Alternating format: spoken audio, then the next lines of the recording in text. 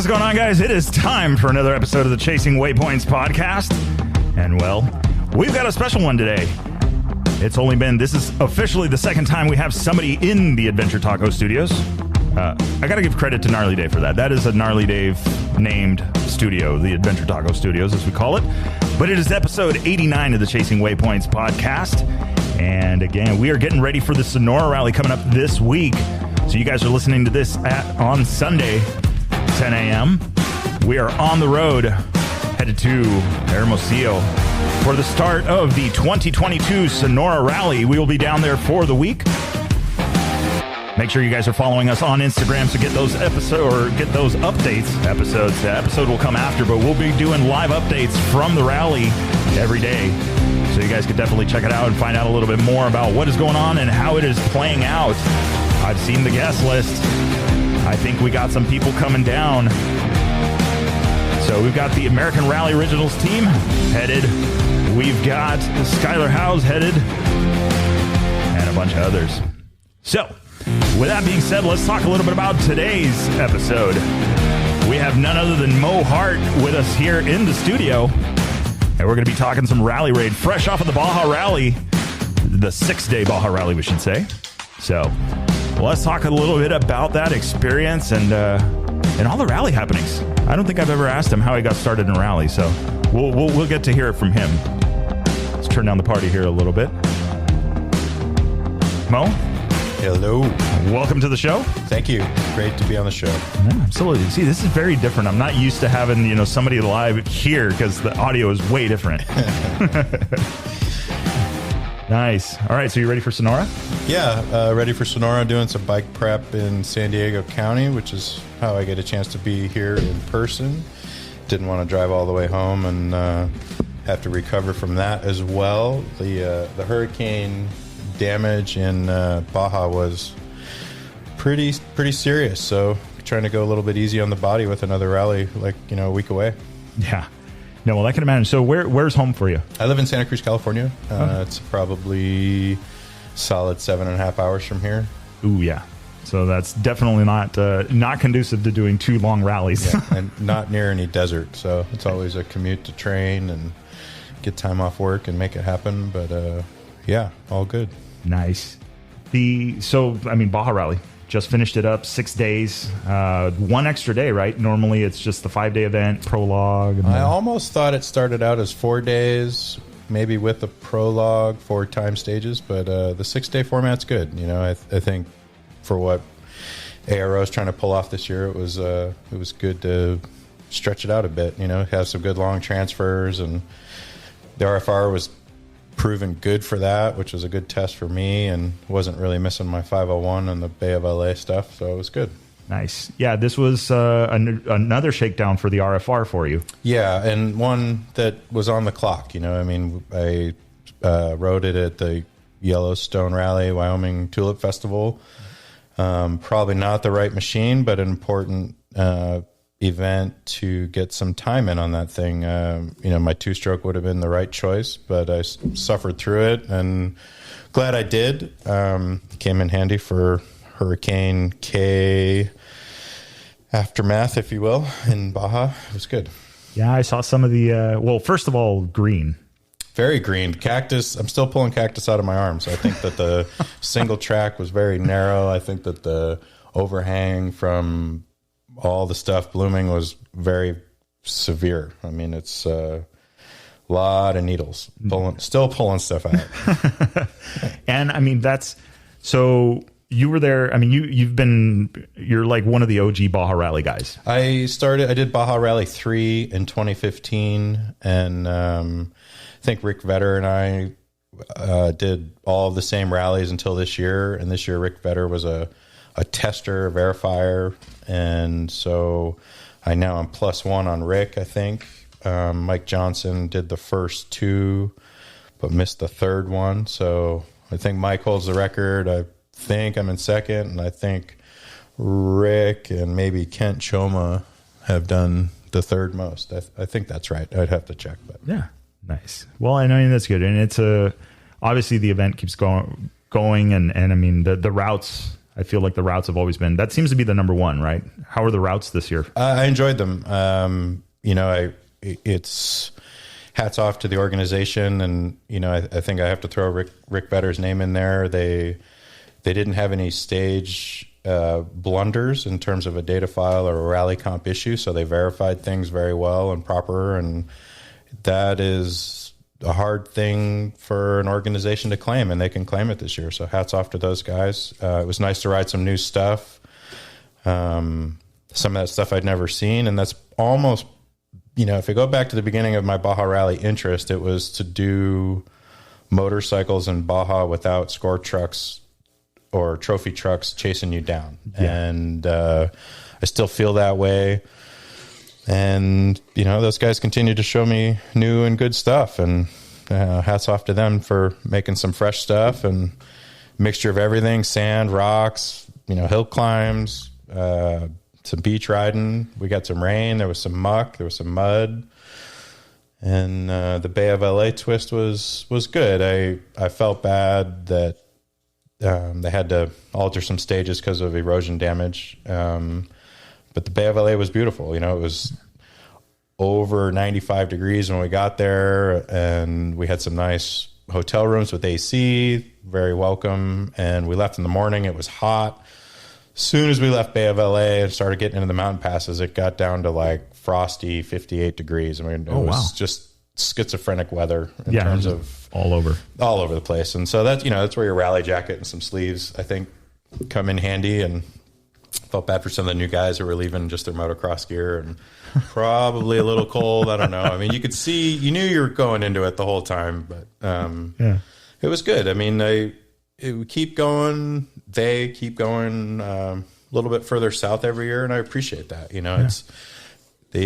I don't really miss the Ensenada transfers. Those were pretty dangerous. So starting in San Quintin is pretty special. And like I said, I missed the first two, but it sounds like they used to start there in version 1 and maybe version 2, and I think they were happy to be back there, and it was good. It's very sandy down there, and I liked it. It's good. Yeah, it definitely, I was there, I think my last year there was the first year that they started running everything out of San Quintin. And I feel Ensenada has always been home for a lot of the racing organizations. And I feel like that, like there's something missing, not coming back to the San Nick for the pool party. True.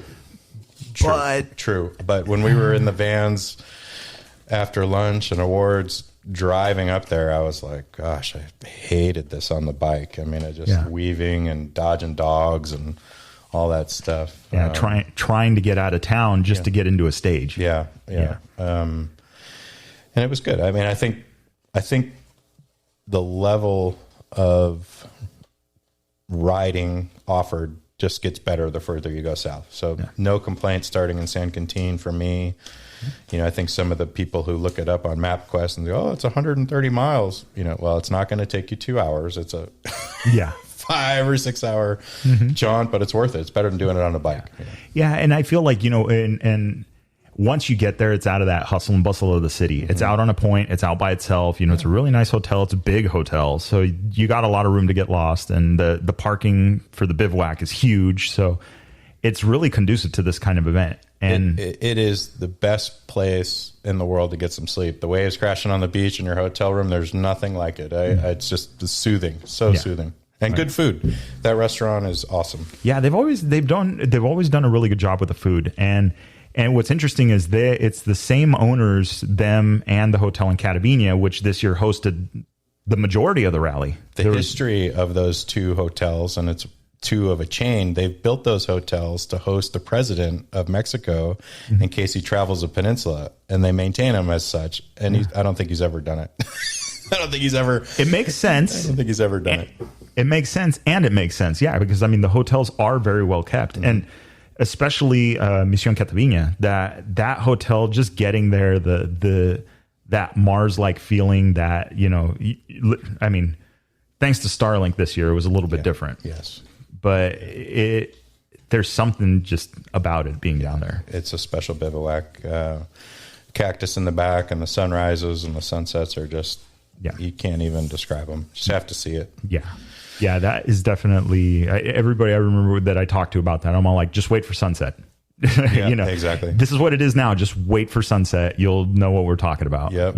And then green. I mean, this is, again, go back to that. It's been 4 years since the last set of hurricanes came through. So there was some changes, but now I think it's greener than it was back then. Well, I'll tell you, Victor, the first loop we did in Catavina out to the coast and back, it was pea soup fog, and visually didn't quite get stunned. But the second Catavina loop, the sun was out. It was greener than Hawaii. You looked like you were in just the greenest, lushest Hawaii, all the mountains, everything. I mean, it was, I've never seen Baja so green in my life. It was absolutely impressive.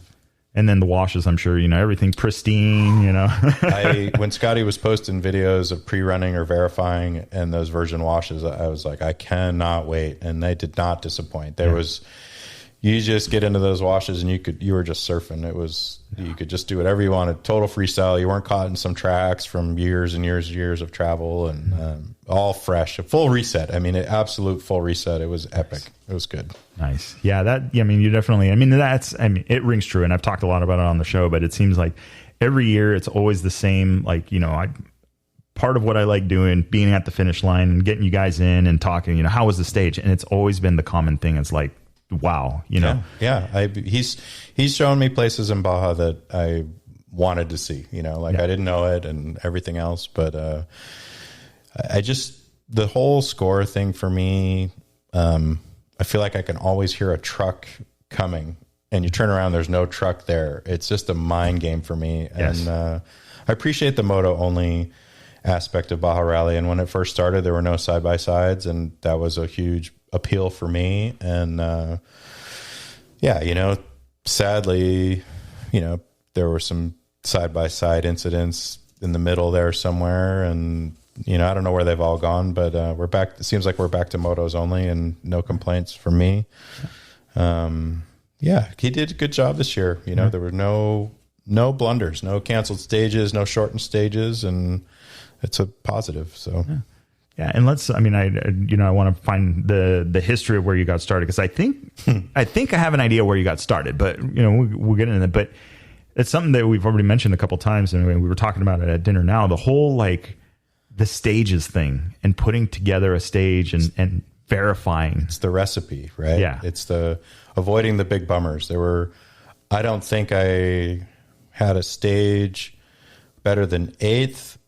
And I don't think I had a stage worse than 15th. And that 15th, the only waypoint I opened this whole event was on what used to be a dry lake bed. Mm-hmm. They made a go around. I think that the water dropped, I don't know, you could say somewhere between 80 and 100 feet, maybe more, since the go around was made. So when you start putting faint tracks in the road book and everybody just runs a shorter course around the lake because it's receding, I screwed that up pretty bad. So I opened a 10-minute waypoint, and that 10-minute waypoint cost me 5 spots. That's how tight it was. So a 15th would have been a 10th if I had navigated properly. So tight racing in the middle there. But my point is that I avoided the big bummers. That was my big bummer. I had to sit on that one in the car all the way home, that 10 minutes. But just tried to be smooth and consistent and safe. I'm making it to Sonora, which some other people can't say. And that's terrible news for sure, but just tried to avoid the big bummers and, to turn some of those, what sound like terrible results, into like a 7th overall and 4th in class. I'm happy with that. And that's 7 years of rally painful lessons, that's just all the big bummers in the past, just trying to make that recipe just right to be consistent. And I'm happy with my race. I never done that well at Baja Rally, and it's never good enough, of course, but I just keep working on it. And just when I'm trying to help the guys and bring some guys through and be an ambassador and stuff, I try and teach them that with their electrical work and their bike and their builds. And this thing needs to be reliable, and you don't want to be asking for time back because your thing unplugged or whatever. It all comes down to your prep, and I'm not, as we discussed, I'm not really a high risk rider. So for me, I need all the help I can get, and I try to do preparation the way it should be done properly, and not have any excuses. That's been the source of some failures in the past, and just trying to avoid that. Yeah.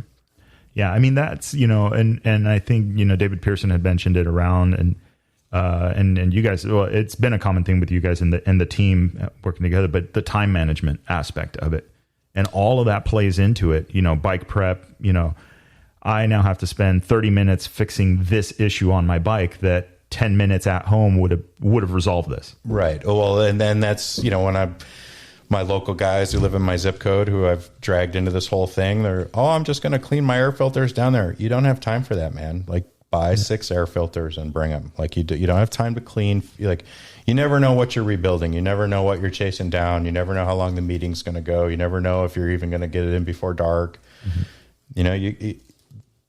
Prep work is the biggest thing. And if you break a bead in your driveway because you're taking 3 sets of wheels and don't figure it out until you get there, that's bad, right? Like, you're paying for it later and ruined your rally. So prep is huge, and it's everything. It's, it's fitness, it's prep, it's, did you bring everything? Did you leave something on your kitchen table that you're in reach, or whatever it is? It all matters.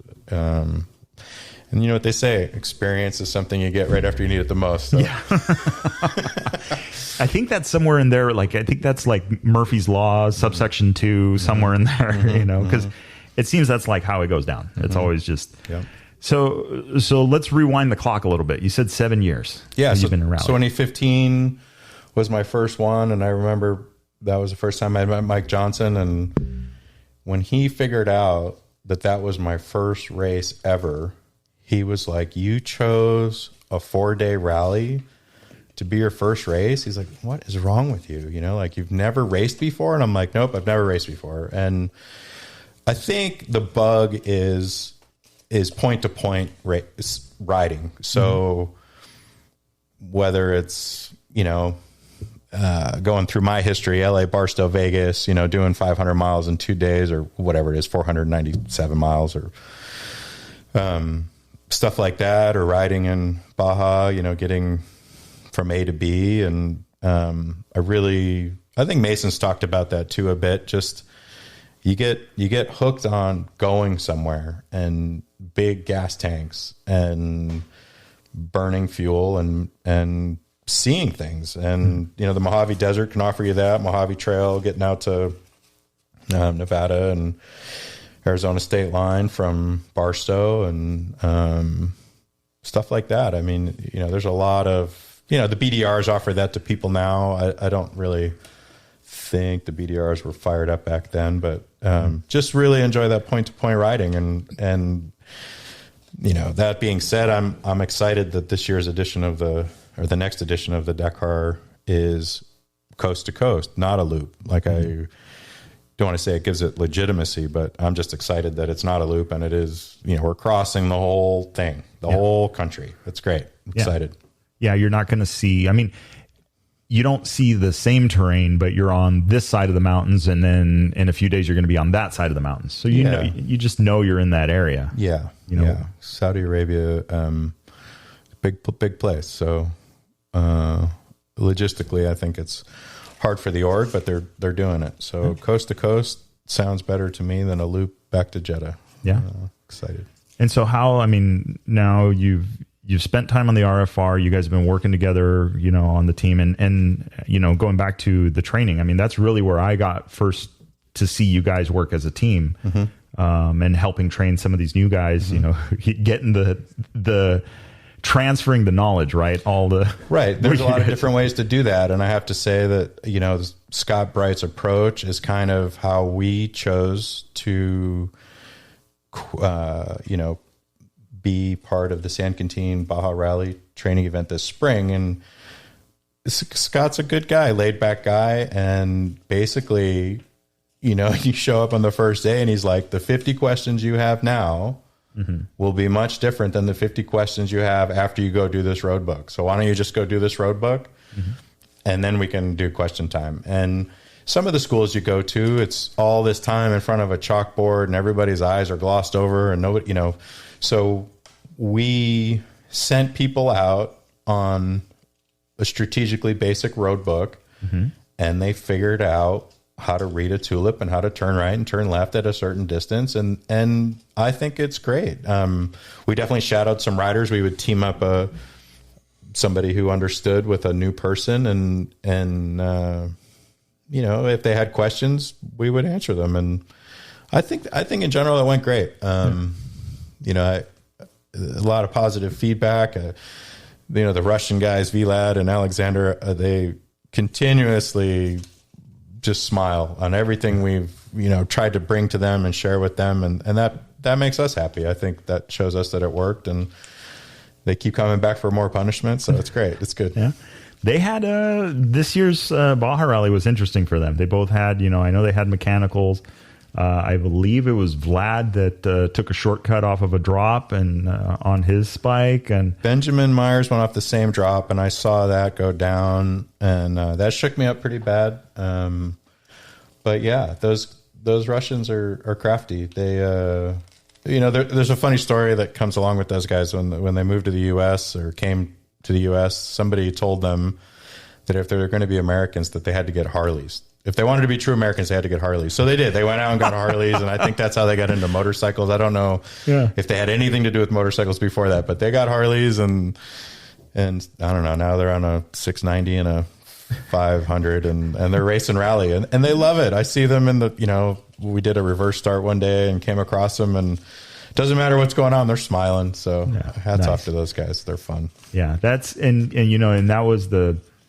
I was working with them on day one at the end of day one. And it was later on into the night, and they were having issues with the bike and doing all that stuff. But it wasn't a stressed look. It wasn't a defeated look. It was a focused look. Yeah. They were there. They knew whatever that tomorrow morning we're lining up. We've tried to, teach or bring something to the table, which is just the relentless forward momentum, whatever it takes to get to the next thing.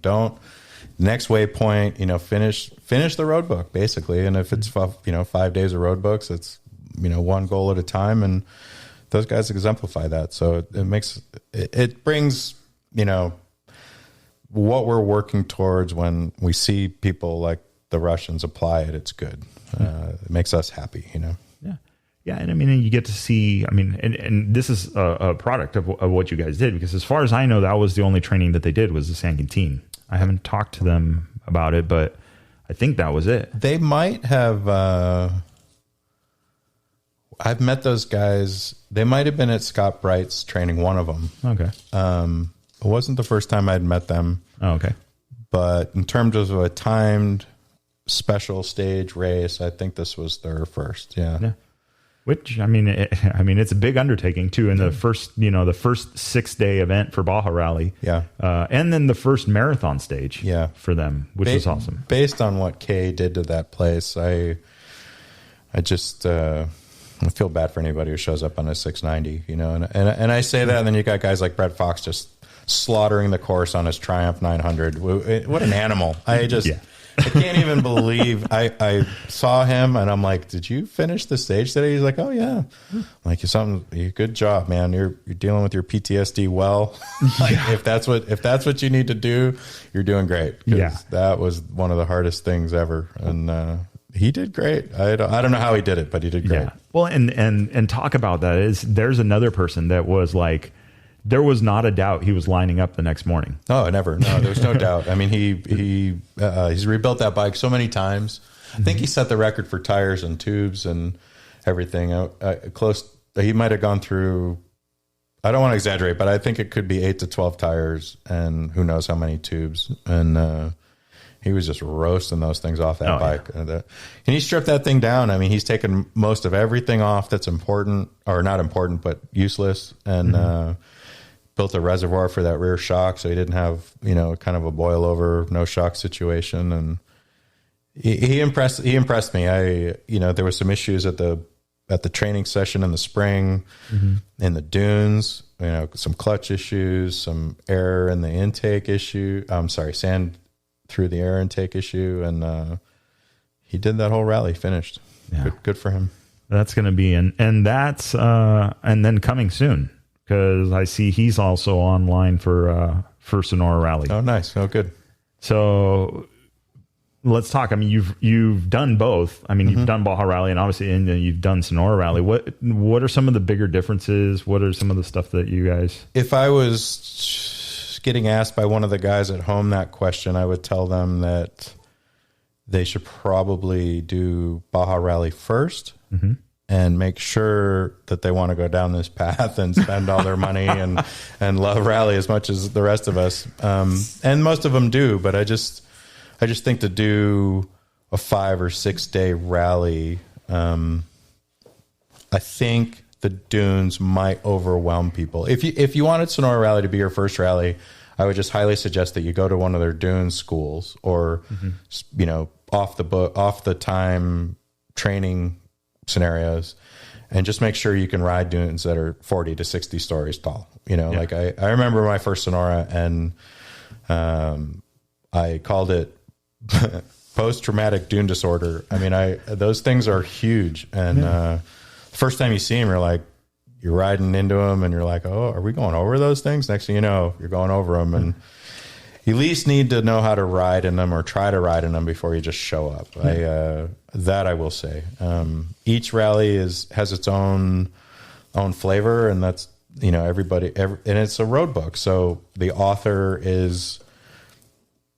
decides your fate. Yeah. And, I had a long talk with Scott Whitney today, and I'm really excited that he's the author this year for Sonora. A lot of 3-in-1 notes, Dakar style. And, you got guys like that who are the best ambassadors in the world for North American Rally. And we're just lucky souls to have access to those road books. And I know he's trying to retire and have fun. And I know Darren pulled him back in, but I am super glad. For selfish reasons, I'm really looking forward to this event. And you got guys like that just doing great things for Rally. And, with what's happening with North American Rally, it's good to have him in the fold. I hope he doesn't retire too soon. Yeah. Keep making the road books. Yeah. So that's an interesting thing. And I mean, there's a lot of new people that listen to the episodes and they're wanting to get into it. Navigating the dunes always seems to be in the Dakar, especially now that they've gone to Saudi Arabia. I mean, dunes is that's the thing. The sand. And not being at the front of the pack, opening the stage means you don't have tracks. So you're solely dependent on more of a off-piste and HP type navigation. Talk a little bit okay, I'm going into a sand section. How does your mindset kind of change, and what are the things you start to focus on? I probably still have a lot to learn, but when I reach out to people who know, like Skylar and stuff, he says that Saudi Arabia specific scenario, I mean, you have to learn how to ride in tracked out sand and fast, it's not a lot of turning. It's not a lot of nav. And I was like, so you mean just go ride the dunes highway 100 times? He's like, pretty much. He's like, don't worry about the nav. Though it's so tracked out. He's like, I don't see myself leading out, but you do have a situation in this Dakar where they're talking about A and B routes. So that only, I think, helps somebody like me. I mean, I hope I'm not exaggerating that, but I still like to navigate. So that was exciting news. I don't know how fair it is. I don't know if the A route is going to be that much goofier than the B route that somebody could actually get around you. But, I think it's important to know how to be comfortable in the sand so that you can navigate. So if you go back to my early dunes days, I was hanging on for dear life. I was not reading the road book. I was not looking down because I was just trying to survive in the sand. And, I've worked on my riding a bit and tried to put in the time and working on suspension, etc. And when you're comfortable on the bike, I think you can navigate. So, there's a lot to be said when you listen to the Colton Udall podcast, and keeping focus and keeping it together. And I've been working on that. I living in Santa Cruz, it's not easy to get to the sand to train, but I'm going to do as much as I can in the next, we're inside 90 days. I don't even know, 80 days to go, and try and stay healthy in December. But if you're comfortable in the sand and you know how to ride in the sand and your body positioning is correct, you're not fatiguing yourself, I think then you can navigate. That's the goal. Yeah. Yeah, it's interesting in that it was a common theme with the Bronner guys up front this year at the rally and in Baja, and it's you have to be, if you're new on the bike and you're learning something new riding wise, and then you're also trying to learn something new navigating wise, you really can't do any of those two things. Right. Well, let's be honest. Those Bronner kids know how to ride. I mean, putting something in front of them to slow them down didn't seem to help slow them down at all. Like they're just fast, and they're skilled AA air scramble riders. I think those are the right words for their genre. Yeah. And there's nothing short of impressive of the speed of those kids. And there's been some scenarios. I think they were at the Yellowstone rally and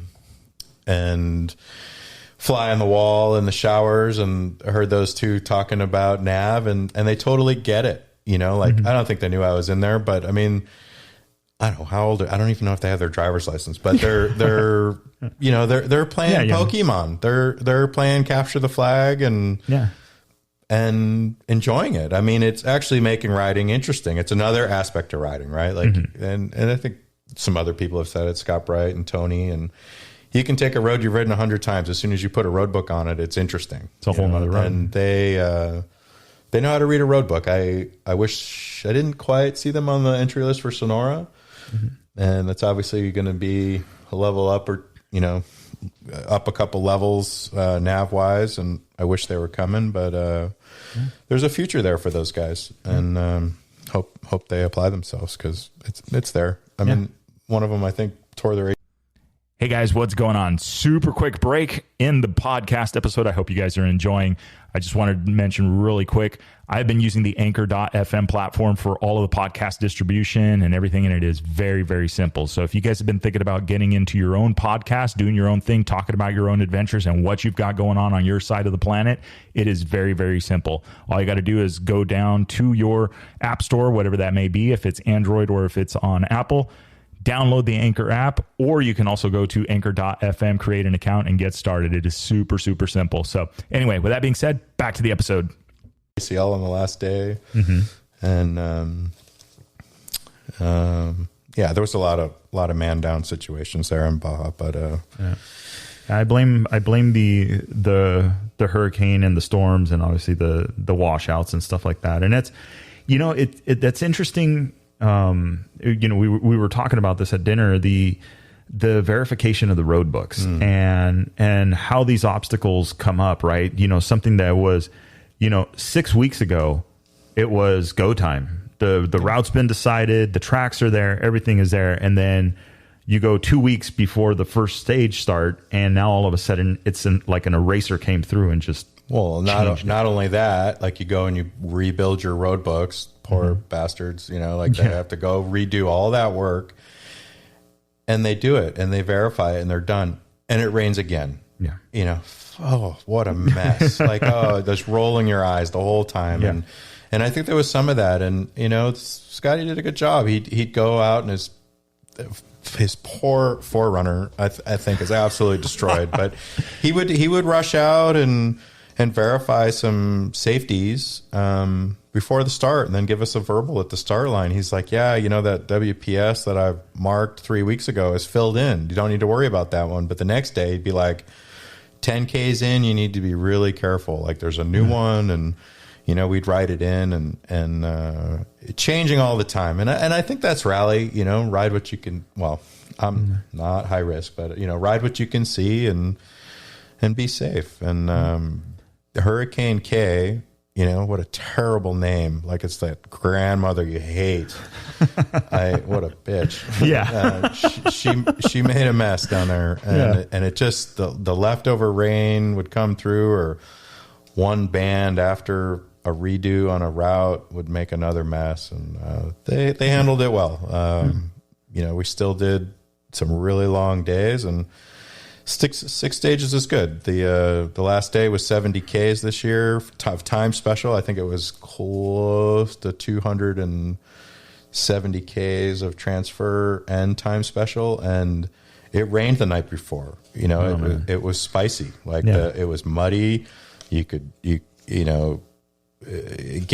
changing rain in terms of just how you'd approach the last day or what it did, and some parts of the course got more rain than others. So it's dry again, and then you'd hit a little where a cell had just burst, and it would just be mud bog, just spicy. You're just, what is going on now? And fun riding. Good. Not a lot of dust, but good stuff. And like I said, new. Always showing us new stuff. I enjoyed that part of it. And new terrain, yeah. And that's, kind of touching base and closing that is I think that was very important. They did go out and spend, and that's, let's see, there's two things going on here. One is the time invested to go back and verify the road book after something like this happens. But that's par for the course when you have such a natural, not disaster, but such a weather and natural, nature impact on these areas. And then on top of that, well, that's just par for the course for the organization. It's Scotty, Mauricio, and those guys that it's every year in working with Rally Comp, it seems like it's a very common theme. It's they're constantly testing with the Rally Comp and constantly going over the routes with them and verifying all of that stuff. And I think that well, you could write the best road book in the world, but if you don't verify it with the Rally Comp, it's basically useless. And we've seen that in certain scenarios. And those guys did it right this year. So it's critical. If that WPM or that WPS or that eclipse is goofy, and the radius on that stop sign near the gas thing is goofy, and you don't, if you're taking people's money and you're not verifying the data file against the road book, it's a mistake. And I feel pretty strongly about that. I think it's worth sending somebody through it on a bike with a Rally Comp to see. Yeah, and it makes sense. And it is we've talked about this. It's something very simple. If you move the when you're designing the road book, if you move the waypoint, 2 millimeters, just nothing on the screen, and it's near a speed zone. Yeah, then everything can change. Yeah, the perfect scenario. Or you're riding this ridge up on top for this, in this particular section, or you're down in the sand wash and you move it just a little bit. Next thing you know, that waypoint's up on the ridge, and you may make the open radius, which even makes it even more frustrating because now you've got an arrow, but no matter how hard you try, you're down in the wash and the waypoint is actually up on top waving at you. Yeah. Looking down going, hi. Yeah. In an effort to do as much training as I can this year and as many road books as I can, I was trying to save money. And instead of racing Kota, I offered to verify the data file against the road book, try to be Switzerland between, say, the riders and the org and Rally Comp, and just so that there were no blunders and so that those guys had a great rally. And Mike Graves worked with me and he listened to me, and I found a couple things, and they were basically all radius based. It had nothing to do with his road book. It had to do with radiuses and speed zones and gas stops and neutralization zones. And I think we made a lot of progress, and I heard good things from the competitors, and that needs to happen regardless of who and what the rally is. Somebody verifying it. You can go out all day and ride your road book, but if you don't do it with a Rally Comp, you don't know what you're gonna what bug you're gonna find. And I think it went off. I think Kota, I wasn't there for the actual race, but did the entire route, and Mike Graves shadowed me, and was very open to what I had to say, and I appreciated that, and I hope it worked out well for them. Mike Johnson and Jim Pearson had done something similar the year prior, and I had picked their brains. I'm like, is it worth it? Is Colorado, Utah Rally, Kota Rally, is it something I want to do? You know, like, I'm not really into speed limits. I'm not really into tubes. And Jim was adamant, you know, you need to see what he's offering. And I'm like, okay. And the way that I chose to do that was to verify it instead of race it. And glad I did. You know, excellent guys and great organization, I think. I met Mike and his driver, and then I worked with their eye in the sky, and had some comms with his Mike Graves partner afterwards, and really liked all of them. So I'm thinking that, you know, I don't think they're going to let me verify again. I think the rule is you verify once, you race the next year. And Mike did that. Johnson did that. And I don't know what Jim's doing. He's in Europe somewhere. Yeah. We don't know where's Jim. That's the. I saw him in a Flintstone car on Facebook the other day. I did see that. He's going to take his land rig. I don't know if he's taking a ferry or driving it around, but you know, he's driving to the start in Jeddah or Sea Camp north of Jeddah. Oh man. And he's over there. He just sold his rally light bike to somebody, and he's on the RFRs with us for the race. But nice. Yeah, as a team, as an ARO team, we have not been together, all 5 of us yet. Oh no. No, Jim's been in Europe. I mean, we have some Zoom meetings and stuff, but for a little while, the biggest gathering we had was the Giant Loop Rally. It was Kyle and Paul drove down, and I jumped on my LR and just sprinted up there for some liaison training and did some dry lake beds in northern Nevada. And that was the 3 of us. And then we honestly thought that this Baja Rally was going to be 4 of us. McCoy was coming. You know, Paul, David, and I were there, and McCoy was supposed to come and didn't make it. But yeah, the first time the 5 of us will be together, it'll be probably scrutineering in December. So at the Dakar, Dakar, Saudi Arabia. Everybody wearing the shirts, you know, having a good time, and I think that's so. I mean, now you guys, I mean, yeah, we're inside of 90 days to scrutineering. Has there, like, as far as the team goes and what you guys have been developing, like game plan wise, Malamoto is not necessarily known for outside support, but also I think you guys are like the biggest, quote unquote, or the team that doesn't exist, that's not supposed to exist. Right. As an individualized sport, it's very odd to go in with 5 people wearing the same shirts, right? Or the same hat. I don't know how you want to say it. But yeah, I mean, I enjoyed the team aspect of the Baja Rally with the 3 of us. You know, we were there to help each other, and we didn't have team orders, but we'd have little team chats in the mornings, you know, like, here's what this guy did yesterday. You know, he snuck off in the bushes and put his finger over the buzzer and opened the waypoint so no one else knew. And I was like, I've never really thought of that. What a great idea. And so you share that information with your teammates, and not that we were doing that, but I mean, just little things you learn. And, you know, Paul is a little bit new to rally tactics. And so, you know, we talk about leading out. Like, I don't think you want to lead out tomorrow or in 2 days. So don't win tomorrow. And you know, we just good stuff, and it was a good team dynamic. We were all there for each other, and it worked out well. I mean, you know, all 3 of us got to the finish line, and that's part of the goal. I mean, it's a smaller event than the big show, but mission accomplished, and you know, keep us all going in the right direction. Relentless forward momentum. I know, right? I mean, and you think like, okay, well that's just 6 days. Yeah. I mean, you guys are still doubling that plus 2, right? Because it's 14 days? Well, I'll tell you, Victor, the thing that got me was Robert Mann was interviewing us, and he said, hey, what do you guys think about, you know, we just finished stage 1. What do you guys think about the distances? And I was like, well, I read a post from Ricky this morning, up at 3 a.m., short, you know, 390 kilometer transfer to the start of the time special. Our whole day, including the time special, was less than that. So less than the liaison.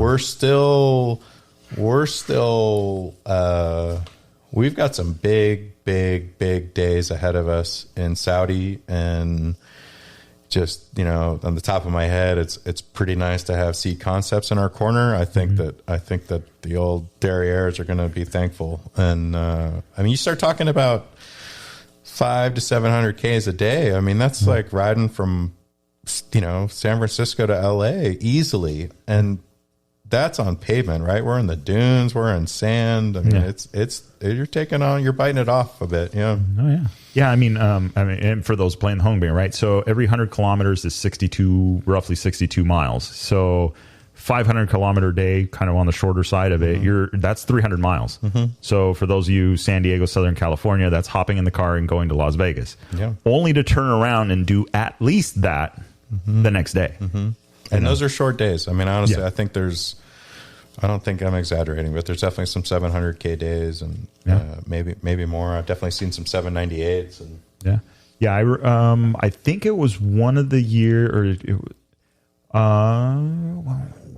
when was it? I think I was talking, it was either Scotty or Garrett Pichet that I was talking to about that. And we were talking about that because there was the concern, oh man, the liaison. I remember one of the liaisons from Baja Rally was San Felipe all the way around to Chapala. It was a long liaison, and there was some comments made about it. But what put it into perspective was like that was nothing. That was nothing. That's nothing.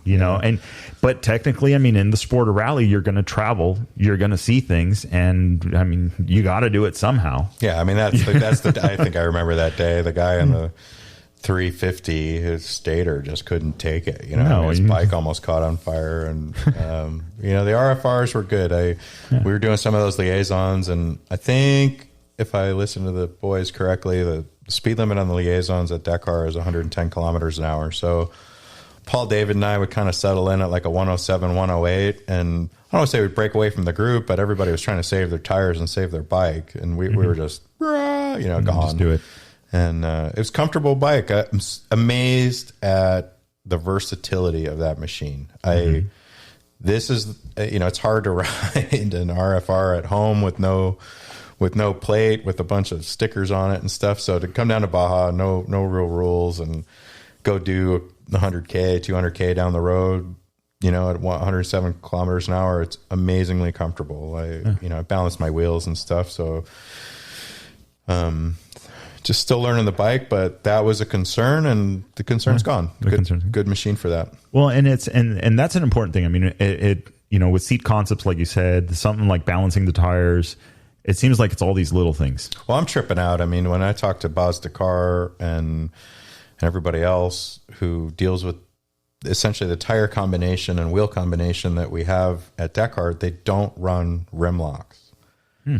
And that's got a moose in it too. That's got a moose in it. And I can tell you that the moose is big enough that the tire's not slipping. But I was like, okay, I'm going into Baja Rally and Sonora Rally. Like, why would I change my system now? Like, why, if I don't run a rim lock now and I DNF on a day because of it, I will never forgive myself. So I put rim locks in, and I balanced my wheels at home on my balancer, and I don't have any complaints, but I mean, I'm not going to see a rim lock at Dakar, but I also didn't want to experiment now. Yeah. And I mean, then we go back to the same thing. Well, the terrain's a little bit different, a little more hard pack here and that kind of stuff. So sandier over there possibly, or for sure. So, and it depends. And then, I mean, yeah, on the highway, there's a speed limit. So it's not like you're trying to, burn up wheelies and do all sorts of stuff. 607 Ks is, you're scooting. I mean, you're not killing the bike like a 500 or a 350, but yeah, it was good. It performed. I see why people, like Mike Johnson keeps finding old RFRs and he turns them into adventure bikes, and I kind of questioned it, and now that I've pinned it down the road a bit, it's fine. It's good. Yeah. Well, and you have there's an interesting bike that, and I remember when you first built it, you spent a lot of time and money. A lot of time. Is your 701 LR? Yeah, as soon as I came out with the 701 LR, I knew I wanted to replace my 640 Adventure. It was like an 05 640 Adventure, and the thing would just thump and ruin your arms, your hands, the whole deal. And as soon as they announced the LR, I knew I wanted one. And then as soon as I found out they were only gonna issue them for 1 year, I didn't have any money. I went down, financed one, just get it in the garage, I'll deal with it later. Yeah.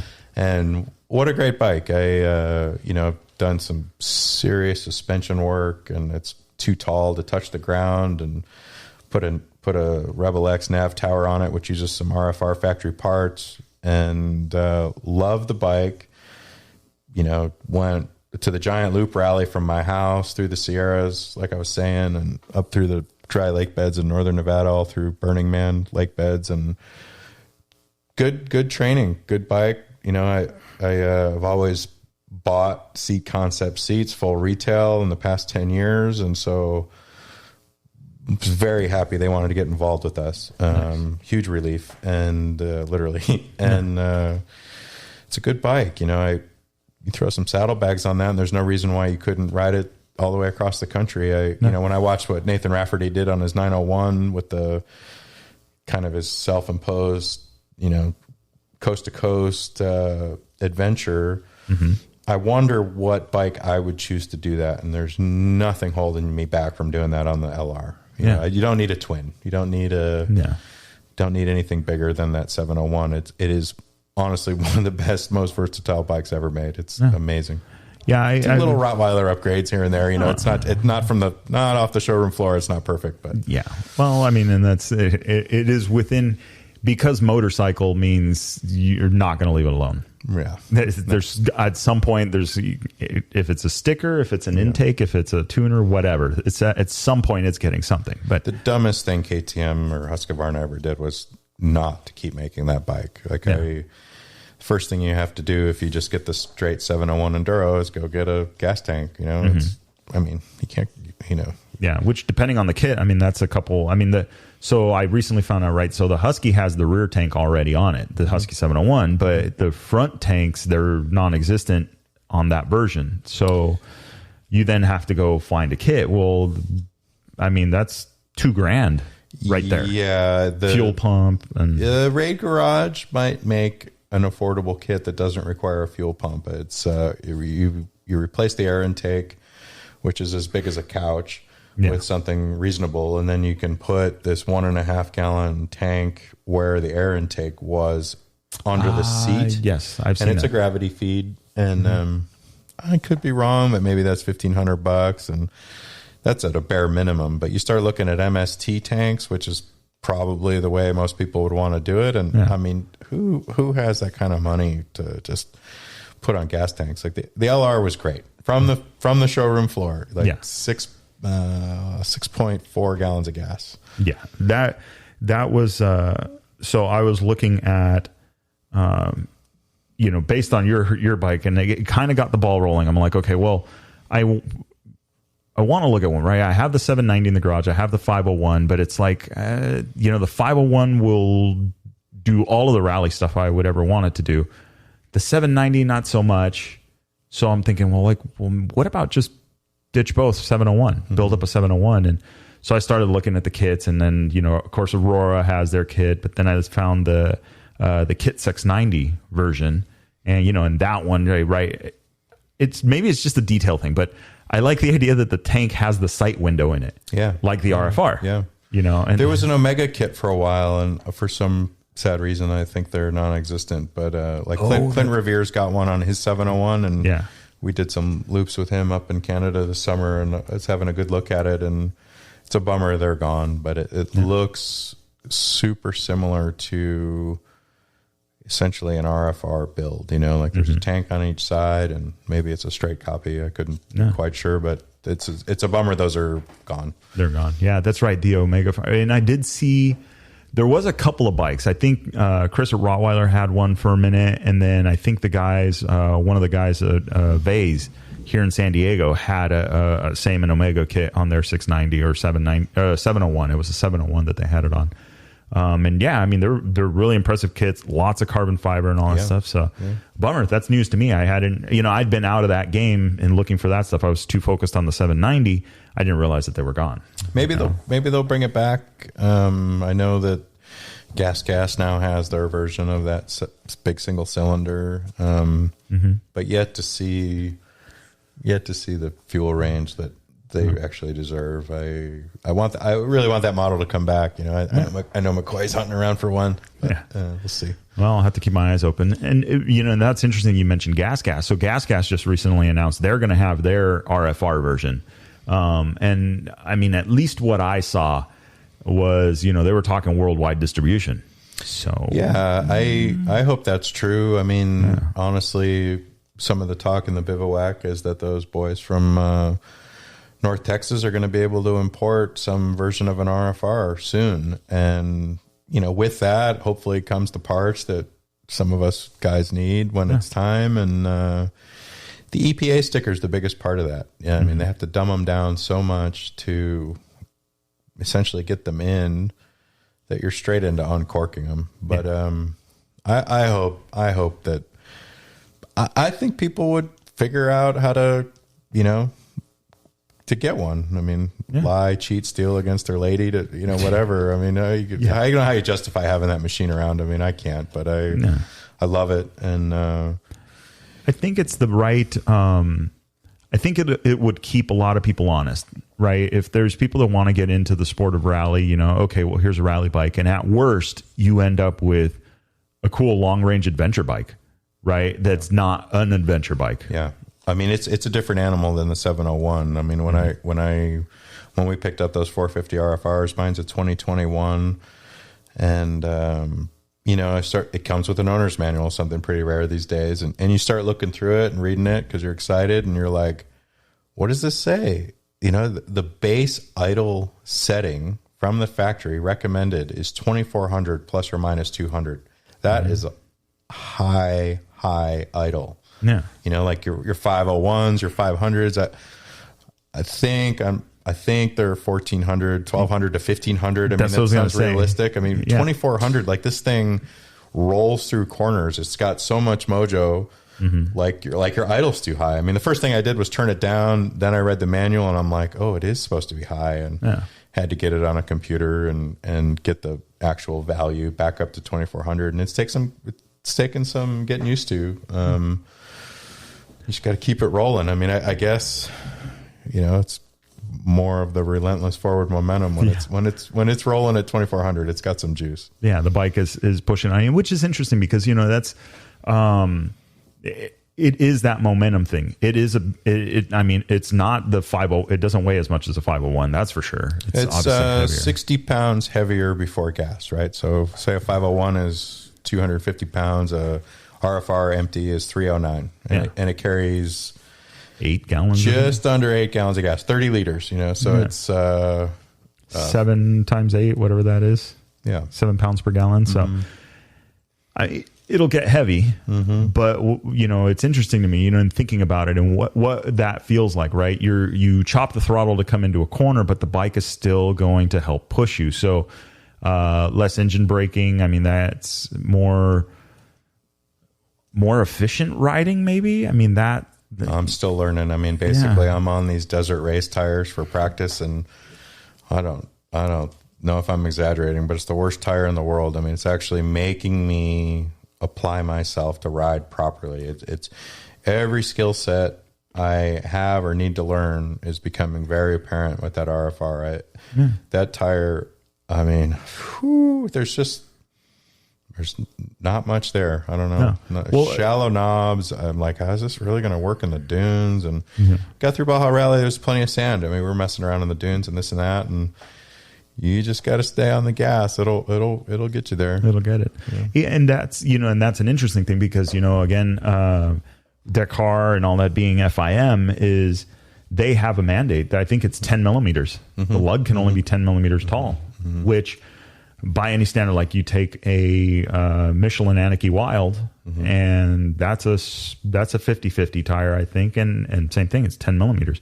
But then you take something like a Motaz or then again any off-road tire that you're used to seeing here stateside, and it's double that. Yeah, I mean the Freedom Rally RFR at the Baja Rally was on Kenda's front and back, and to me, real tires, and I was a little jealous. I mean, I wanted a tire that worked and stuff, but I'm committed to the long-term goal. I want to get used to the machine, and that's my goal, and that's what I'm doing. I'm kind of on my own path, I guess. the bike is slippery, so I want to learn how to ride it. We have the choice in Saudi to use a desert race Baja, which is very different from a desert race. And I think in the dunes, it's kind of what you want. I ordered one 6 months ago to have one, burned through it, and now I'm on just the desert race. And after Baja, I went looking for a desert race Baja. I've been looking for one online for 3 days, and it's basically unobtainium. So I kind of wanted one for the big dunes at Sonora, and I'm not seeing it happen. And I might have to reach out to somebody that might have a garage full of them and see if I can do a cash deal. But yeah. I wonder about. I just saw. What is it? Metzler has their Karoo 4, and when I saw it, I was like, "Oh, you mean the Michelin desert race?" I mean, that's literally what it looks like. Right, so, and that's a very interesting thing because. When there was a video I posted earlier of Luciano Benavides, Skylar House's teammate, on their rally bike, and he's like literally flat tracking this thing, like flat track position over the tank leg, practicing for Andalusia. Yeah. And so it's like it's easy to do with that tire. There's no doubt. There's nothing holding you back. Nothing literally keeping it from going sideways. Yeah. So it's interesting because. I'm putting myself in that. You're trying to put myself in those shoes. You have to know what the bike's going to do. Yeah. You have to know how far you can push it. You have to know what's comfortable and what's not comfortable because you're going to do it for 14 days. Yeah. So we went for a test ride down the beach in San Quintin after scrutineering and teed into the beach, hooked a right, and I had that thing so sideways I actually thought I was going to do a 180. I mean, it was like, whoa. And definitely had that experience a couple more times over the next couple of days. But Paul Neff, teammate, coached me through it. He runs a great riding school, and I had some dumb questions, and he answered them. And learning the tire. I'd rather do it now than there. So it's working out good. Yeah, and and again, I go back. It's something. It's interesting having a riding coach on the team and helping pick up on details like that. Because, I mean, to me, sideways on a bike is still kind of nerve wracking.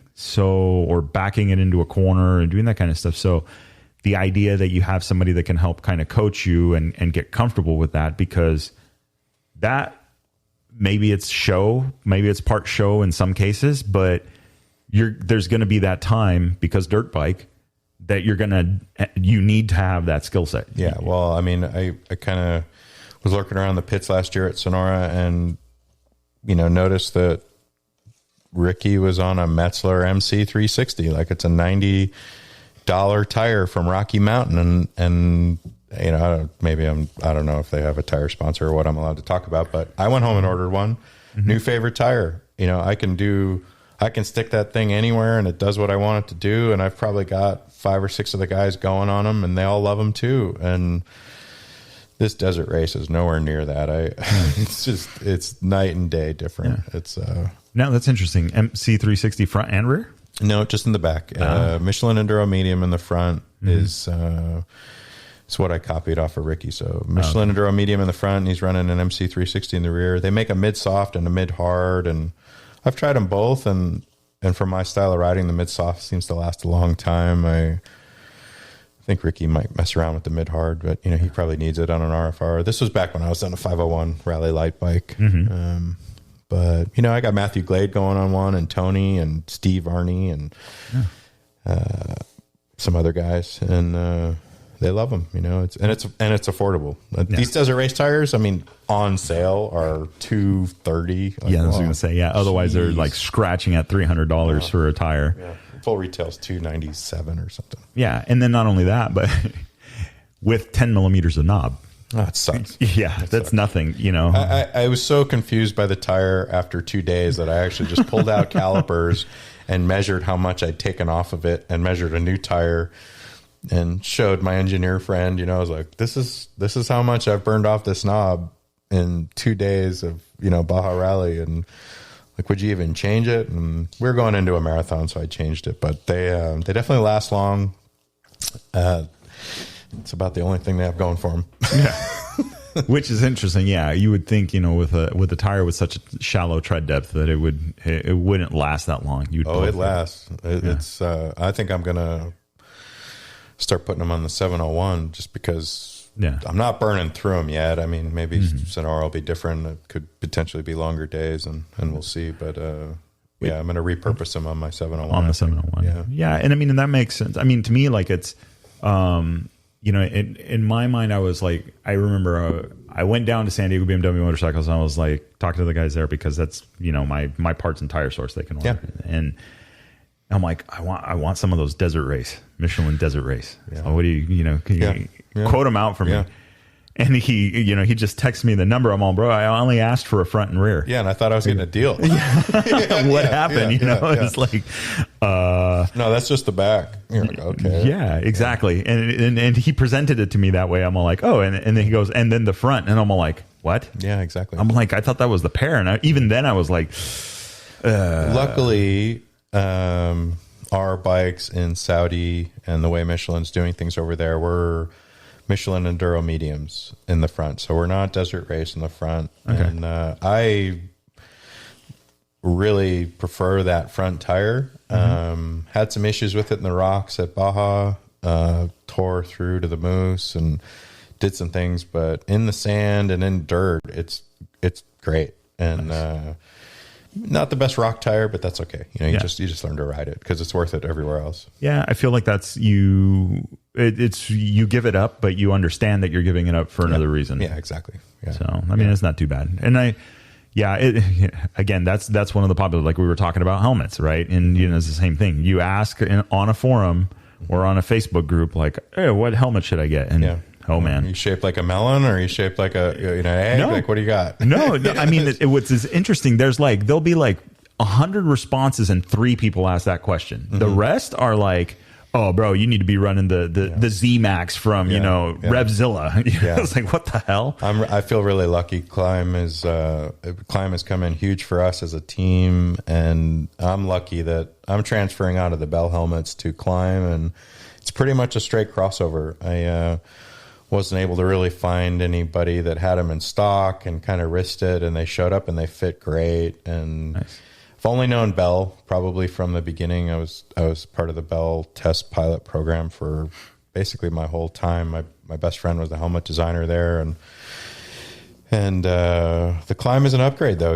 Like the whole mouth guard is just a different orientation, and you can get your mouthpiece for your Camelback in easier and nice and light. The carbon one's insanely light. Yeah. And the crash test dummy on our team survived. I mean, when I see, what he went through with that helmet, it makes me feel safe. They're doing a good job. I'm not that familiar with the ECE part of safety, and that's what's required at Dakar as opposed to DOT, but it's doing its job.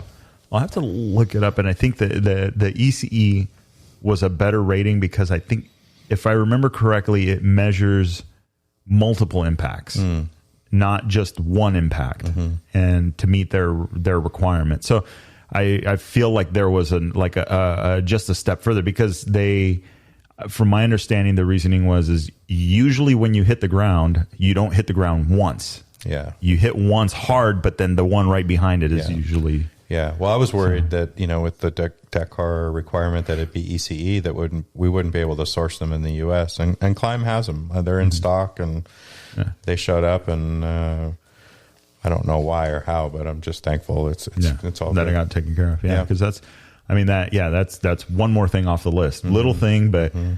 We were in talking to Scott Spears, and they were talking about how they had their equipment stolen at one of the Dakars, all the riding gear and all that stuff. And I'm like, dude, that's when we think about it, right? Like you guys, like you were just talking about seat concepts. It's like you have your things. You have your pair of gloves. Oh, yeah. And I bought them in large because they stretch to just right. Yeah. Even though the measurement says I should get. So it's all these little things. And then... So I imagine the helmet is the same thing. Okay, this is my helmet. And then they say, yeah, sorry, you can't wear it because it doesn't say ECE. Right. Right. I mean, do you remember the year Ricky's bike got stolen out of the port? I mean, you imagine doing a whole year of hard work with HRC, and this is before I'm pretty sure it's before he actually won the overall, and they stole his bike out of the port. I mean, they have a lot of spare parts, but your forks are gone. The suspension you dreamed up all year with your team and all that stuff, all out the window. You're back to scratch, back to your little spreadsheet, rebuild all your shim stacks. And I was gutted. I was gutted for him. And his bike was the only one. Like, how crazy. And that was 3 or 4 years ago, I think, but I felt terrible for him.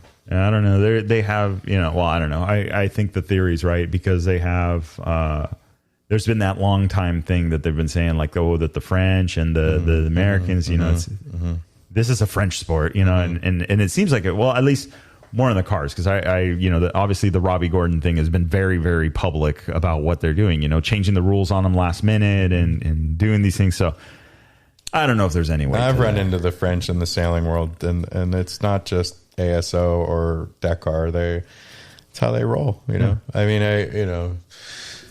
we don't need to get into all that, but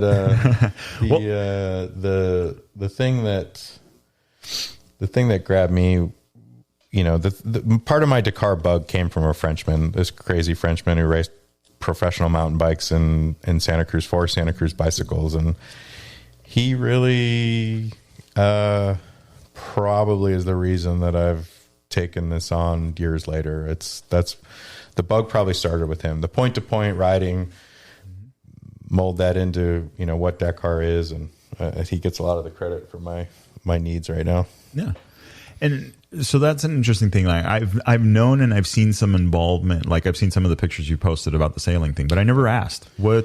I spent 8 years on the U.S. sailing team trying to qualify for the Olympics, and so spent 4 years prepping for Sydney, and then another 4 years prepping for Athens. And Athens was probably my real shot and my real goal to actually make the big show, and just couldn't put it together at the trials. Probably 30 guys there. Roommate from college was there, strong competitor. Our coach from the University of Rhode Island was also there, and he's the one who actually got the slot to go, and very competitive.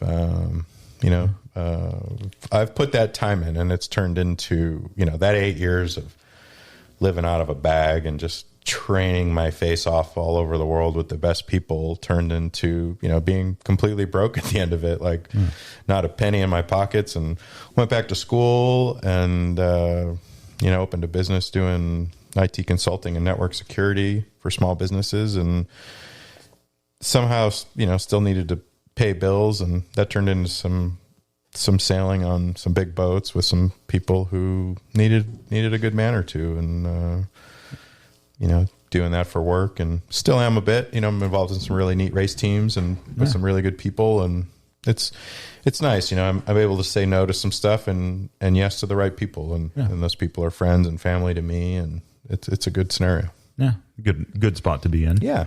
And what's your role on the boat? Every boat's different. Okay. Sometimes every team is different. Every boat's different. Some guys own a lot of different boats. I do the pit on a really neat boat based out of Newport Beach, California. Do the runners on one of his other boats. Sometimes I do tide and current, like a little bit of coaching. I'm all around. It could almost be anywhere on the boat. So whatever it takes to make the team go smooth, Yeah. Yeah. Cause you have, and I've heard it mentioned a couple of times about the navigation side of it, that you have, there's a skill set that you've picked up for navigation that you kind of apply. Well, I got to be careful because you don't have dunes in the ocean, right? No. I mean, it's when you're navigating the ocean, you're watching out for Catalina or Hawaii or a jagged point. But I am comfortable with a compass bearing. I can say that, but the dunes in Sonora will blow your mind. Like if you've never raced through them, it's a whole different animal. And it's not exactly the same. Much like a pilot, the ocean is big and you can go straight. In the air, you can go straight unless there's mountains and stuff. But it is a little different, but there is crossover, right? Getting better at distances, especially converting it into kilometers in my head and meters. And yeah, it's good. It's good. And then seeing what that actually looks like, because that's important. you know, how many is, 10 kilometers. And that was actually, I was talking about that on the last show, and I was looking at the road book on the wall, and I was like, it's, we see the glory days, right? Or the glory in Dakar, right? The helicopter shot with Mason or Skyler. I mean, just wringing these things neck. And then you go and look at a road book and going, okay, yeah, that was the only 6 kilometer section. So the helicopter just had to hang out in that area until they came through. Yep. Because the rest of it, they're sitting down, navigating. So it's very, it could be very deceiving that, I don't ride as fast as them, so there's no way I have a shot at that. Not necessarily. Those guys rip. I mean, and the funny thing about rally is at some point, the good guy's been behind me once or twice. And even, was it a year ago, 2 years ago, we were doing the verification loop, the test loop, untimed stage, so it's when you're done with scrutineering, go do the test loop, test your equipment. And I was late in the day. I was one of the last people through scrutineering, and Skyler left after me, and I was out in the middle of nowhere. And I mean, Skyler passed me. His front wheel didn't touch the ground ever. Like, as far as I could see, he passed me like I was standing still, and he was just ripping, and it's just mind bending. You're like, oh gosh, I shouldn't even be here. Like, that was impressive, He was just saving the front tire. Yeah. His tire conservation. His wheel sensor wasn't working. I tell you, his odometer was wrong. Yeah, he was checking if the GPS version or GPS part of the. Well, no, I think that those are regulation bikes. So no, they don't have a GPS odometer on them. They have to be wheel speed, I believe. If I'm correct, they run 3, and one of them is a wheel sensor, and all that does is give them speed for transfers. Oh, okay. And it has to be on the bike, but I don't think they're using that as their primary. Oh, okay. Yeah. As the Odo, yeah. Yeah, I remember I had seen something about that, and it wasn't necessarily clear, but yeah, that there was like. Because from my understanding, the ASO, if I am in all the, as far as the Dakar goes, is they are very strict on devices on you, on the bike, in the vehicle. Well, my RFR came with an ICO that's just a wheel sensor, no GPS antenna. And that's basically under the road book. It's the hard one to look at. And then you've got your 2 repeaters above the road book. And yeah, that's a requirement. So interesting. Well, we'll see. So what's so Sonora? How's the bike ready? Bike's a little dirty but ready. I've got some air filter work to do. Gonna geek out and mark my tanks on Thursday. I'm gonna 1 gallon at a time. Yeah, 1 liter at a time. Actually, I think I'm just going liters. Take all the gas out. Probably clean some tanks in the process, and then. That's on the work list. I feel like I put 8 gallons of gas in the bike, or 30 liters of gas in the bike every day at Baja Rally. Never took gas at a gas stop, and more just to practice what that feels like and how to ride the bike. But on the last day, I did some fuel management. I don't need 30 liters to go 220K, and basically went with kind of empty front tanks and just kind of ran the rear.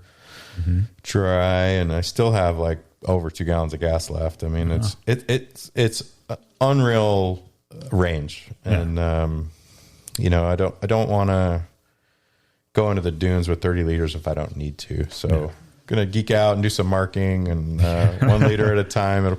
I don't know how long. I've never really done that, but mark the tank out, because they're weird shapes. Most of the gas in the front tanks is down low. And it's deceiving. I mean, you could think you don't have any, but you might actually have a gallon sitting down there. A hole, yeah. It's a huge ear, a huge bowl. Yeah, down at the.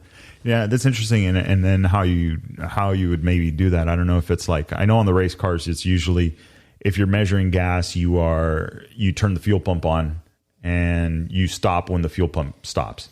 Even if there's a 20-gallon tank, you only might get 19 out of it. That's you have a 19-gallon tank at that point. So I don't know if that's the same. There's a fuel pump in the bottom of the left front tank, and there's a fuel pump in the bottom of the rear tank. And I do have two 2 fuel lights on my dash. Okay. I haven't really set one off yet, so still learning the bike. Well, and that's the thing. Most of the races down here, where the bike goes to, are events where the bike is designed to be. So yeah, you have more gas than actually. It's usually designed for bikes that have less autonomy, because I think it's still 300 kilometers autonomy that they have to have, or something. They mandate. The bike's got to at least go this far. Yeah, my bike goes plenty far. I mean, for what we're doing, it goes really far. I mean, the gassed out guys that get frustrated with me, that I'd catch the guys taking my gas caps off, like, no, I'm good. No gasolina. Yeah, and we're golden. Yeah, I mean, I was like, look at this thing, it's full. Yeah, I haven't, everybody else is not running out, but their 3.2 gallon tanks are done, and. Well, so really what you were the fuel tanker. Yeah. I carry a hose. I carry a little transfer hose for the boys in case I need to fill somebody up. Yeah. Make better decisions next time. Yeah, right. Like you said, I remember that one a couple of years back in Baja Rally.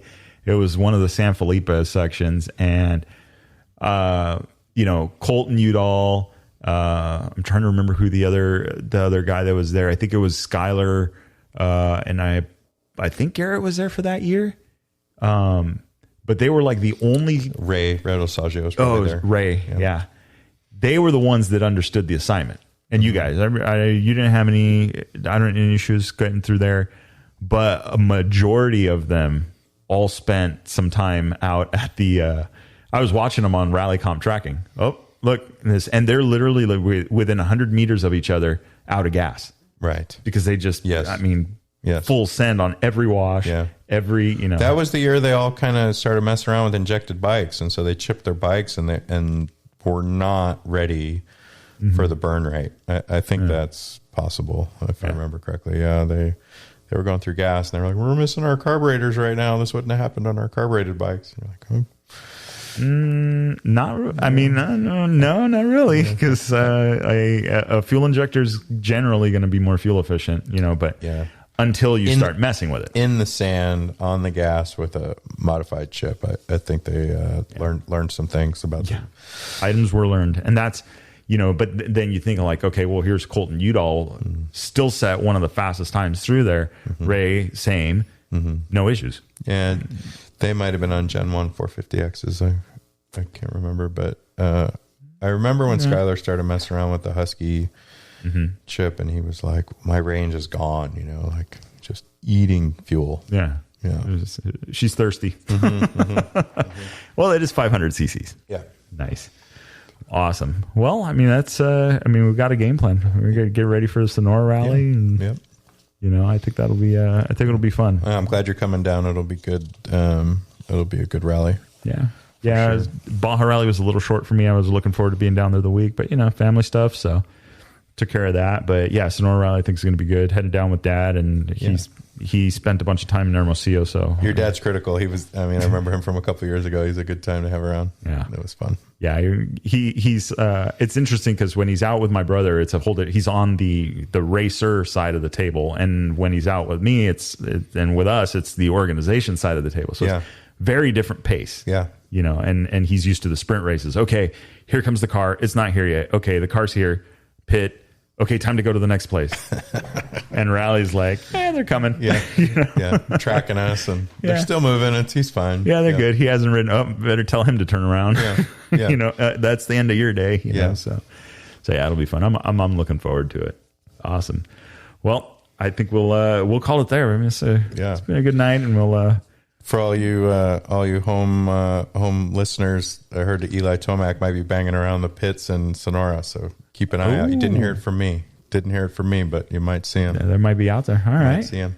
Ah, interesting. Yep. I wonder what we'll see. I wonder if we'll get Ricky Carmichael some Triumph stuff going. I was wondering that too. I wonder if talk him into rally.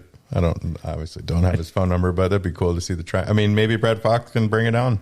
Yeah, I mean, he's on the Triumph, and I mean, I don't know. Maybe, you know what? We need to get Andrew Short involved in this. I know Andrew Short knows these guys too, so he's going side by side. So I don't know if he's going to talk. Andrew, to us. don't do it, Andrew. With age comes the cage. I get it. Just slow it down just a little.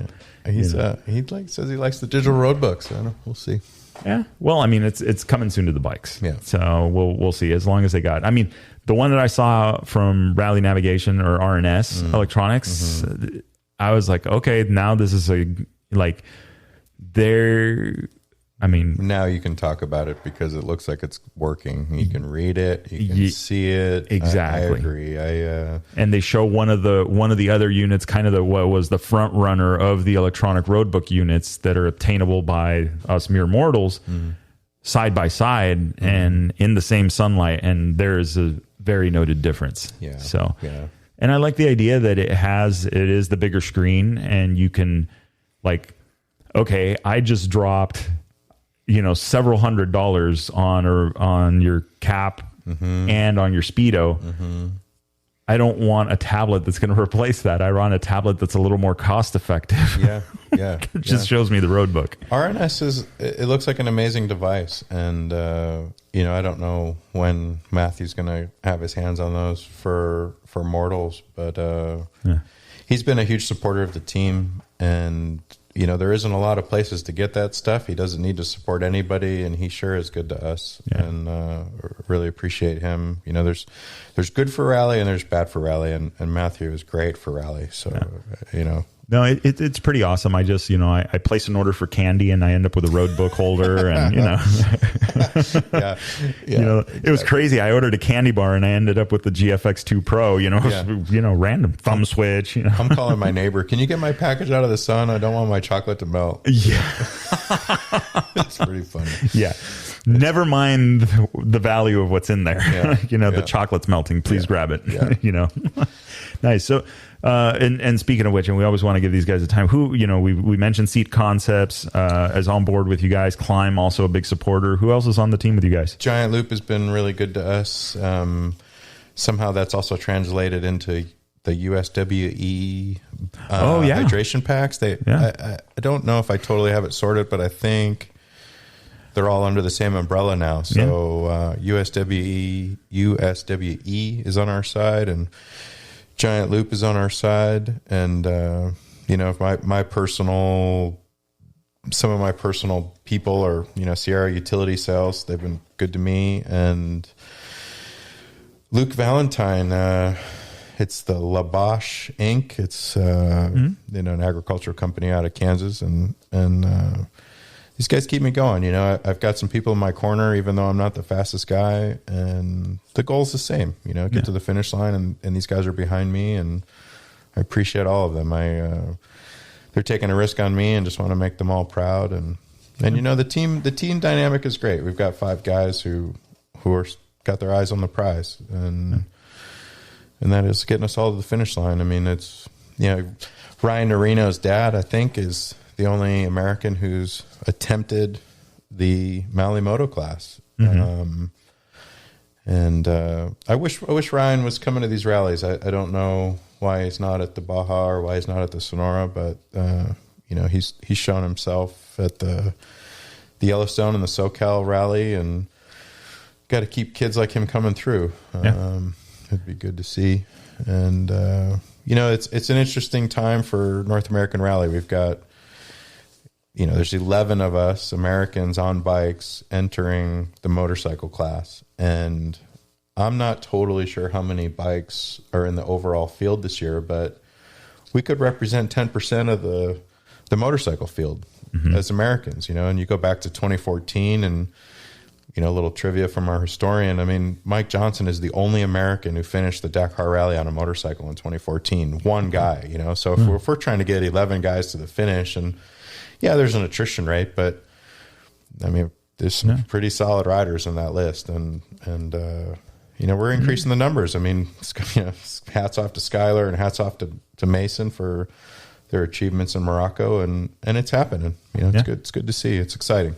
Yeah, I think a a lot of people are becoming inspired, and I mean, and I can tell just, you know, show reach and questions coming in and stuff like that, yeah, it's there, and I'm already encouraging the organizations, you know, in talking to Darren from Sonora Rally and talking to Scotty from Baja Rally and Mauricio. Actually, the conversation with Mauricio was like, classes like you guys, and then the combination that you guys did, I really hope that we can get that done again after the Dakar, to have you guys there coaching and doing that same exact recipe, that same way that went down, I think was huge. You know, you guys like rubbing elbows with the people that are just getting started and passing that knowledge. There's nothing more valuable. I mean, we would pair up, like I said, we'd pair up with somebody and head out there and just figure it out.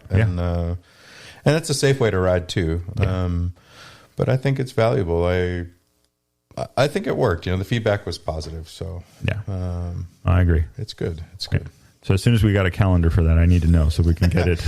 I'm going to wait for those Sonora days to come out, and then I think we can start doing stuff. Maybe, hopefully, like a month before the event, and you know, not the week before. No, this is hard. Like the Baja Rally back to back with Sonora, good training for Dakar. Don't get me wrong, but just the logistics. I mean, you know, people are working. Like it's you know, let's say I took the whole month off work. I just tried to quit and they wouldn't let me. But I mean, how do you go race rally as a warrior? You know, it's hard. So it's funny. I told them at work, I'm all like, all right, I'm putting in my vacation request, but I need to have a conversation about this. Yeah. And luckily that, you know, my boss at work is cool. And he's like, okay, just make sure, you know, just lay it out and make sure it's handled. And I tell the guys, I'm all like, I'm gone for a week. Yeah. I'm here for a week. I'm gone for a week. Yeah. So figure it out. Yeah. No, the sacrifice is huge. You know, I mean, on the family front for family members on different, you know, different aspects of our team. And it's hard. It's hard to find the balance. You know, I had to give my dog to my dad and my stepmom for 6 months while I focused on this. I mean, it's just the worst time in the world to have a dog and try and be responsible. So sacrifices for everybody across the board. But the goal is real. So and it's getting there. Yeah. You know, you guys have been training. It sounds like the recipe's on point. So it's just, you know, hurry up. Safe and clean runs, you know. It's just trying to be safe at the moment. So it's good. Yeah. I mean, well, that's going to be the best of luck to all you guys, and making sure, you know, that's everybody's going to be rooting, obviously, and the attrition, that can happen to the rest of the field. It would be good to see all 11. You know, if they say there's a 50% attrition rate or whatever it is, you know, hey, just keep everybody on this side of the 50. Yep. You know? So do the bike prep. You know, do the gear prep, and the rest is up to us. Yeah. Appreciate you having me on, Victor. We talked about good for rally and bad for rally, and I think Chasing Waypoints is really, really good for rally, and I appreciate everything you're doing for us and North American Rally. I don't know where else to send people to get information. I know the Canadians listening hard, and they find it to be very useful. So we got to get I got to get some more people on there. I know we had Lawrence Hacking on there, but you know, I know Clint's up there. Matthew we've had on here, and I know there's a bunch of other guys up there. I think Corey Hansen from Camel is up there as well. I mean, and they do some rally stuff. So I would love to hear a Chasing Waypoints podcast with Johnny Campbell. I think there is so much knowledge there when he was running, you know, supporting everybody, actually, you know, finishing Dakar as the guy who was in my role. I mean, I know I'm not as fast as him, but you know, his job was to support everybody in front of him, and the knowledge, obviously, that he gives down the food chain to, you know, guys he's looking after on the team. It's just got to be huge. Yeah, and he's so great to have in the Bivouac. He's great to talk to, and pretty sure you've heard Happy Dave talk about it. But, you know, he went over to him. He's like, hey, you know, my bike's not running very well. Those guys had that thing apart for him and rebuilt the whole thing on him. And I just think there's a lot of knowledge there. I mean, you go back to the Nevada Rally days. Ken Choma gave me a Nevada Rally book, the old Cherubis Rally in Nevada. And it's interesting. Like, you go look at those road books and they're in miles and they're all hand-drawn tulips and stuff. I mean, it's come a long way, right? But you go look at who's in those races, and, you know, it's Steve Hengefeld and Johnny, obviously, and a bunch of the other characters. And I think those guys have a lot of knowledge. So. Yeah. That's another one that's on my list. Is Quinn Cody, but also Steve Hengeveld as well. Yeah, I mean, Quinn's been through the Johnny School and obviously the whole Honda HRC effort back when Quinn was number 9, and Mike Johnson was part of that, I think, as well. Yeah. Maybe with a satellite team, but just get the Hondas going. And yeah, he's got a lot of that Johnny dust on him. And it comes out in his 790 builds and his 890 builds. Like, what a great machine. There's a lot of knowledge in those guys. And it's going to be a shame when it's not available anymore. So yeah, hopefully. I mean, they've obviously made their mark. I mean, the 790, 890 that Quinn came out with and designing a responsible, I think, just absolutely made a mark in that whole market. It crossed a bunch of people over into adventure that had never really considered it. Well, it's interesting. So. That's an interesting point, because one of my scenarios in my non-racing past is I don't really like riding in dust. And I brought that up with the Pearsons, and they're like, oh, well, all you need to do is go to BC and Alberta and ride the logging roads. And I'm like, what are you talking about? And they're like, you haven't ridden dust until you've ridden the logging roads in BC or Alberta. And I'm like, really? Sure enough, comes down to it. I had to fly in to help bring a bike back, David's wife's bike. She broke her leg. And sure enough, we ended up in the logging roads in Alberta, and I got really good at riding in dust. And then I was riding Quinn's, the DNA that's all over that bike, that 790R. Mm-hmm. And what a machine. I mean, you don't know how nice it is to ride a machine. It took me a couple of days to get used to it, but it's really nice to ride a machine that the suspension works from the factory. Yeah. And I think that credit goes to Quinn. I think that in the design, and he must have sat down with somebody from WP and said, this is the shim stack and this is how I want to do this. And that thing ripped. I mean, Clint Revere, we met up with him and did 3 days of riding with him, and he saw how fast David and I were riding those things, and he's like, have you guys done the suspension on those? And we're like, nope, they're this good out of the box. And I don't usually rip around that fast, and that bike made it super easy. Mm-hmm. And hats off to Quinn. What a cool machine. Yeah. Well, one day I'll be good enough to ride it at least 25%. That's my goal. Just give me 25%. I won't do a hair scramble. You've never seen dust until you've seen these Alberta logging roads. I mean, those semis are doing 70 miles an hour in the silt. And the road is like 4 or 5 semis wide. And the first one went by, and I just pulled over and waited. And, David just straight through it. And sure enough, by the end of day 3, day 4, you're just dealing with it, and it is what it is. To do some air filters, but I mean, it was good dust training. Like, that problem's gone. Yeah. All right, now that we're over that, when you see that dust coming and that truck coming, and you're like, that is a wall. Yeah, it's scary, but all good. Yeah, you lose visibility for a few minutes. Mm-hmm. Nice. Well, not bad. Well, the adventure continues. Sonora Rally. Thanks, Victor. All right, thank you. All right, so there you have it. That was a wrap with Mo Hart here at the Adventure Taco Studio for episode 89 of the Chasing Waypoints podcast. So we wish those guys good luck for the Sonora Rally. And then more importantly, coming up is the Dakar Rally, where 11 U.S. competitors will be headed out. So don't forget to tune in to the Instagram page for Chasing Waypoints. We will be doing live updates from the Sonora Rally throughout the week. The plan is morning to get you guys introduced to the day's stage, a midday update, let you know how it's going, and then the final day's recap at the end of the day. So I'm sure we'll see Mo down there as well as the rest of the guys. So looking forward to the event. So in the meantime, remember, guys, it'll make sense when you get there. Enjoy the ride.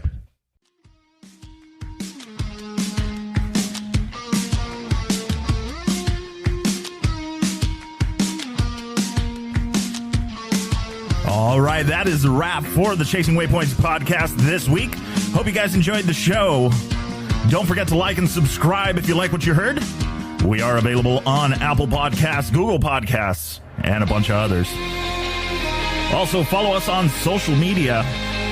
You can find us on Facebook under Chasing Waypoints, Instagram, Chasing Waypoints _official, and, of course, the YouTube under Chasing Waypoints. Hope everybody has a good week. We will see you guys for the next episode. Remember, shiny side up, and don't forget to tag us. We want to see where you guys are riding and what you guys are up to. Have a great week.